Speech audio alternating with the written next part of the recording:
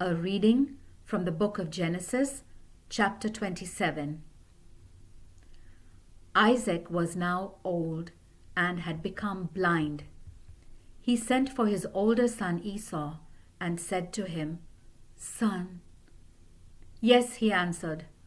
Isaac said, "You see that I am old and may die soon. Take your bow and arrows, go out into the country, and kill an animal for me. Cook me some of that tasty food that I like, and bring it to me. After I have eaten it, I will give you my final blessing before I die." While Isaac was talking to Esau, Rebekah was listening. So when Esau went out to hunt, she said to Jacob, "I have just heard your father say to Esau, 'Bring me an animal and cook it for me. After I have eaten it, I will give you my blessing in the presence of the Lord before I die.' Now, son," Rebekah continued, "listen to me and do what I say.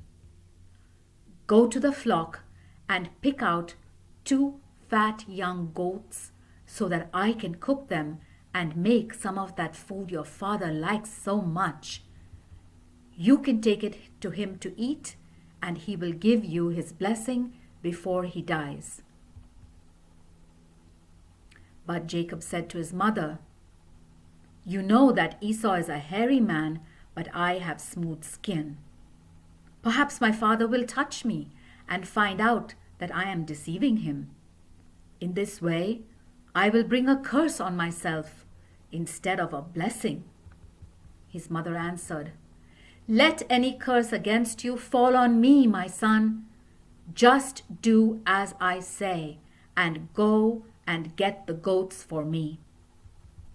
So he went to get them and brought them to her, and she cooked the kind of food that his father liked. Then she took Esau's best clothes, which she kept in the house, and put them on Jacob. She put the skins of the goats on his arms and on the hairless part of his neck. She handed him the tasty food along with the bread she had baked. Then Jacob went to his father and said, "Father." "Yes," he answered. "Which of my sons are you?" Jacob answered, "I am your older son Esau. I have done as you told me. Please sit up and eat some of the meat that I have brought to you, so that you can give me your blessing." Isaac said, "How did you find it so quickly, son?" Jacob answered, "The Lord your God helped me find it." Isaac said to Jacob, "Please come closer so that I can touch you." "Are you really Esau?" Jacob moved closer to his father, who felt him and said, "Your voice sounds like Jacob's voice, but your arms feel like Esau's arms." He did not recognize Jacob because his arms were hairy like Esau's. He was about to give him his blessing, but asked again, "Are you really Esau?" "I am," he answered. Isaac said, "Bring me some of the meat. After I eat it, I will give you my blessing." Jacob brought it to him, and he also brought him some wine to drink. Then his father said to him, "Come closer and kiss me, son." As he came up to kiss him, Isaac smelled his clothes, so he gave him his blessing. He said, "The pleasant smell of my son is like the smell of a field which the Lord has blessed. May God give you dew from heaven and make your fields fertile. May he give you plenty of grain and wine. May nations be your servants, and may peoples bow down before you. May you rule over all your relatives, and may your mother's descendants bow down before you. May those who curse you be cursed, and may those who bless you be blessed." Isaac finished giving his blessing, and as soon as Jacob left, his brother Esau came in from hunting. He also cooked some tasty food and took it to his father. He said, "Please, father, sit up and eat some of the meat that I have brought you, so that you can give me your blessing." "Who are you?" Isaac asked. "Your older son Esau," he answered. Isaac began to tremble and shake all over, and he asked, "Who was it then who killed an animal and brought it to me? I ate it just before you came. I gave him my final blessing, and so it is his forever." When Esau heard this, he cried out loudly and bitterly and said, "Give me your blessing also, father." Isaac answered, "Your brother came and deceived me. He has taken away your blessing." Esau said, "This is the second time that he has cheated me. No wonder his name is Jacob. He took my rights as the firstborn son, and now he has taken away my blessing. Haven't you saved a blessing for me?" Isaac answered, "I have already made him master over you, and I have made all his relatives his slaves. I have given him grain and wine. Now there is nothing that I can do for you, son." Esau continued to plead with his father. "Do you have only one blessing, father? Bless me too, father." He began to cry. Then Isaac said to him, "No dew from heaven for you, no fertile fields for you. You will live by your sword, but be your brother's slave.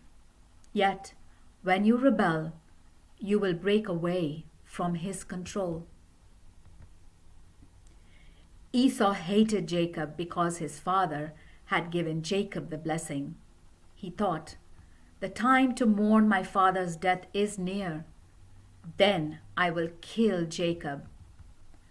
But when Rebekah heard about Esau's plan, she sent for Jacob and said, "Listen, your brother Esau is planning to get even with you and kill you. Now, son, do what I say. Go at once to my brother Laban in Haran and stay with him for a while until your brother's anger cools down and he forgets what you have done to him. Then I will send someone to bring you back. Why should I lose both of my sons on the same day?" Rebekah said to Isaac, "I am sick and tired of Esau's foreign wives. If Jacob also marries one of these Hittites, I might as well die." The word of the Lord.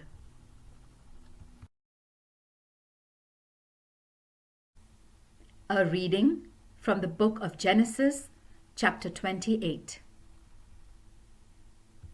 Isaac called Jacob, greeted him, and told him, "Don't marry a Canaanite. Go instead to Mesopotamia, to the home of your grandfather Bethuel, and marry one of the young women there, one of your uncle Laban's daughters. May Almighty God bless your marriage and give you many children, so that you will become the father of many nations. May He bless you and your descendants as He blessed Abraham, and may you take possession of this land in which you have lived and which God gave to Abraham." Isaac sent Jacob away to Mesopotamia to Laban, who was the son of Bethuel the Aramean and the brother of Rebekah, the mother of Jacob and Esau. Esau learned that Isaac had blessed Jacob and sent him away to Mesopotamia to find a wife. He also learned that when Isaac blessed him, he commanded him not to marry a Canaanite woman. He found out that Jacob had obeyed his father and mother and had gone to Mesopotamia.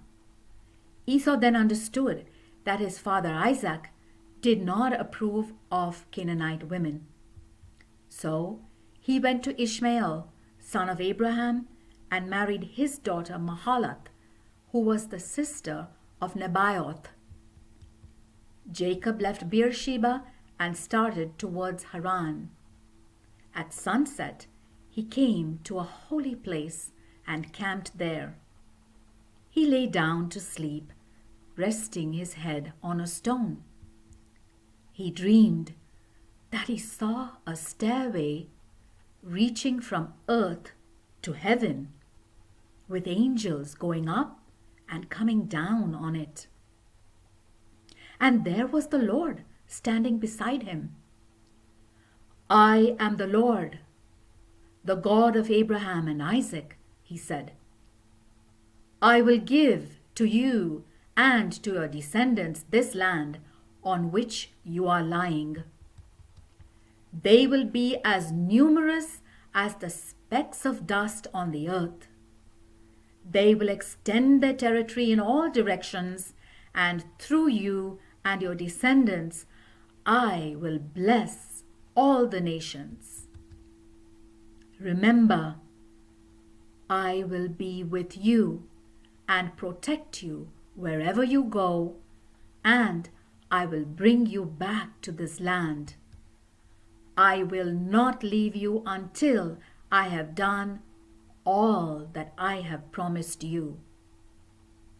Jacob woke up and said, "The Lord is here. He is in this place, and I didn't know it." He was afraid and said, "What a terrifying place this is. It must be the house of God. It must be the gate that opens into heaven." Jacob got up early the next morning, took the stone that was under his head, and set it up as a memorial. Then he poured olive oil on it to dedicate it to God. He named the place Bethel. The town there was once known as Luz. Then Jacob made a vow to the Lord. "If you will be with me and protect me on the journey I am making, and give me food and clothing, and if I return safely to my father's home, then you will be my God. This memorial stone which I have set up will be the place where you are worshipped, and I will give you 1/10 of everything you give me." The word of the Lord.